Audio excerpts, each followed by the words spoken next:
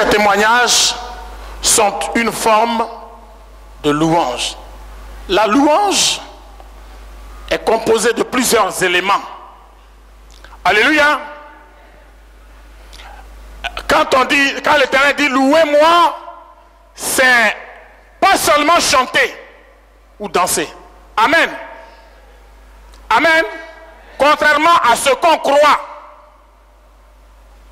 Et c'est toujours ce qu'on a prêché. Allez, amen. C'est pourquoi je dis, il faut qu'on apprenne à comprendre le langage de l'esprit. Et il va nous l'enseigner si nous le lui demandons d'un cœur sincère.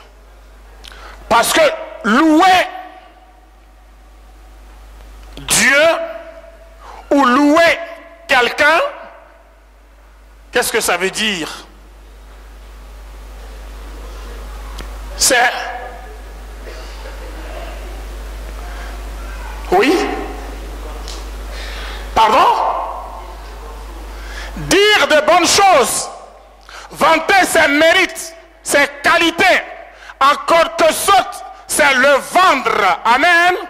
Amen. Le faire connaître. Amen. En disant ce qu'il est et tout ce qu'il fait de bon. Amen. Ses œuvres, il faut en parler. Il faut le faire connaître. Amen. Alors, si nos lèvres doivent louer l'Éternel, nous devons dire partout où nous trouvons ce que Dieu a fait pour chacun de nous. Amen.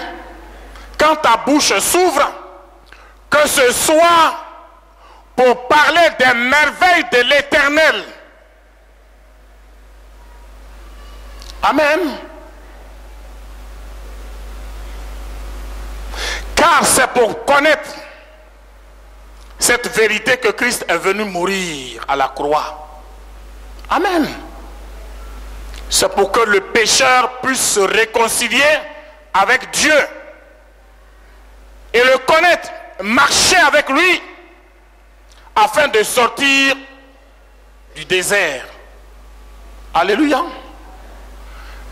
Quand Jean-Baptiste dit « Je suis la voix de celui qui crie dans le désert », ce n'est pas quelque part au Niger. Amen. La réalité, c'est cela. Quand Jean-Baptiste dit « Je suis la voix de celui qui crie dans le désert », pourquoi il ne dit pas « Je suis celui qui crie dans le désert ». Il aurait pu dire « Je suis celui » parce que c'est lui qui parle. Mais il dit « Je suis la voix de celui qui crie dans le désert ». Amen. Il est le porte-parole de Dieu. Alléluia. Il est le porte-parole de Dieu. Jean-Baptiste est prophète. C'est l'esprit d'Élie qui était sur lui. Amen. Mais il crie dans le désert.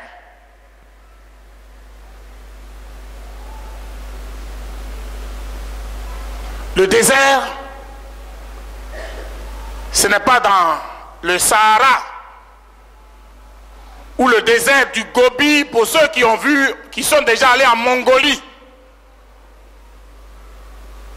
Alléluia. Le désert, c'est le monde dans lequel nous vivons. Le désert, c'est le monde dans lequel nous vivons.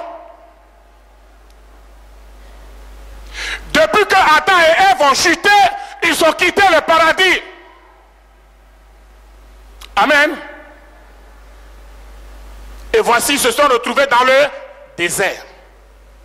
Et nous voici dans le désert. Mais dans le désert, il n'y a pas de repos. Parce que tu vas souffrir la faim, tu vas souffrir la soif.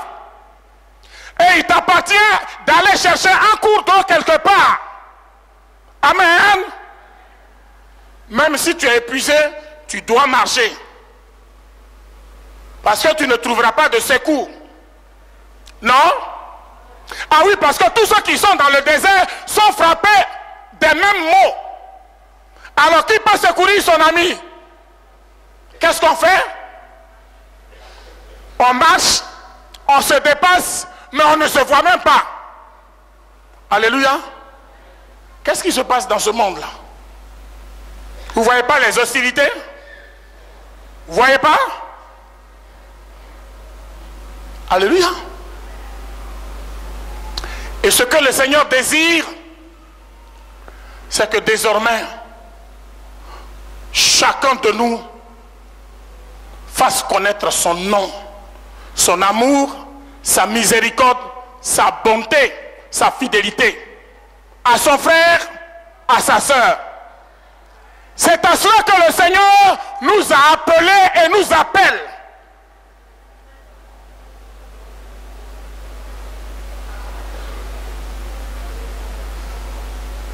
Le jour de la Pentecôte, quand les disciples ont reçu le Saint-Esprit, ils se sont mis à parler des merveilles de Dieu dans toutes ces langues. Et le Seigneur dit, n'oublie pas la bienfaisance et la libéralité. Qu'est-ce que ça veut dire, la bienfaisance? Oui? Les technocrates. Qui peut nous aider? La bienfaisance, oui? Révérend?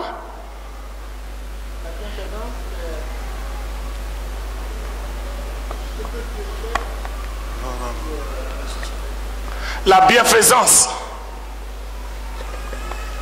Ce que Dieu fait qui est bon pour l'homme. Ce que Dieu fait qui est bon pour l'homme. Ok. Collègue. La bienfaisance, c'est la charité envers son frère ou sa soeur. La bienfaisance, c'est la charité. Tu compliques encore. Qui connaît charité? C'est faire du bien, par exemple, offrir quelque chose. Amen. Ok. Donne, oui, derrière. La bienfaisance, c'est être dans une attitude de bonté. Amen. Ok.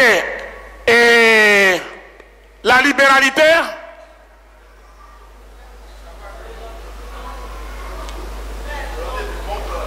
Oui. Donne-lui le micro.